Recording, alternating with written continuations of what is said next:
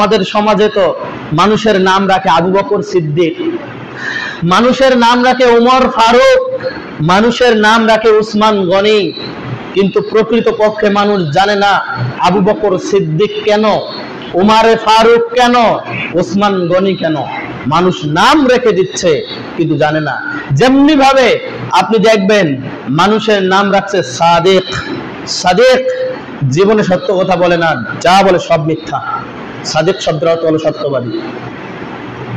মানুষের নাম রাখছে রমজান আলী, ও রমজান মাসেই রোজা রাখে না, ওর নাম রমজান আলী।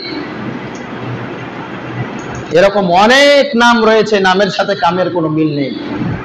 প্রিয় উপস্থিতি, আবু বকর সিদ্দিক রাদিয়াল্লাহু তাআলা আনহুকে কেন সিদ্দিক প্রমাণিত করা হয়েছে, কেন সিদ্দিক নামে উপাধি দেওয়া হয়েছে? আল্লাহ তাআলা মুহাম্মদ সাল্লাল্লাহু আলাইহি ওয়াসাল্লামকে মেরাজে নিয়ে গিয়েছেন।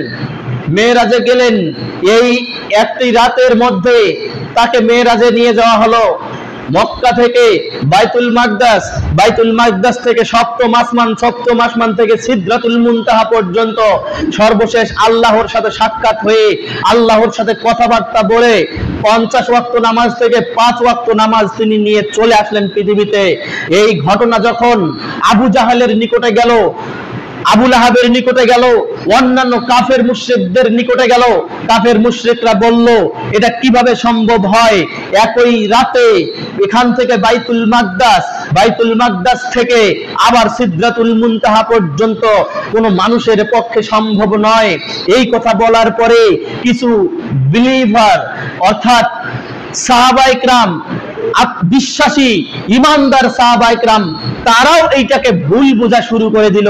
এটা কিভাবে সম্ভব হয়? দেখেন রাসূলের সাহাবী, তারাও এটা সন্দেহ পোষণ করতেছে কিভাবে সম্ভব হয় একই রাতে মক্কা নগরী থেকে বাইতুল মাকদাস থেকে আবার সিদরাতুল মুনতাহা আল্লাহর সাথে সাক্ষাৎ, এটা কোনোদিন সম্ভব হতে পারে না। এই ঘটনা যখন আবু বকর রাদিয়াল্লাহু তাআলা আনহুর নিকটে গেল, আবু বকর রাদিয়াল্লাহু তাআলা আনহুর যে কথা ছিল সেই কথাটা হলো এমন, যদি এমন কথা রাসূল বলে থাকে তাহলে ওইটা আমি সত্যায়ন করলাম, ওইটাই সত্য। সুবহানাল্লাহ। এই কথা রাসূলের কাছে আসার পরে রাসূল বললেন, আজকে থেকে আবু বকরের সাথে নাম যোগ হলো সিদ্দিক, সে হলো সত্যবাদী, সে হলো সত্যায়নকারী। আল্লাহু আকবার। আজকে আমাদের সমাজ আবু বকর সিদ্দিক অনেক আছে, সত্যবাদী সিদ্দিক নেই, সত্যবাদী আবু বকর নেই।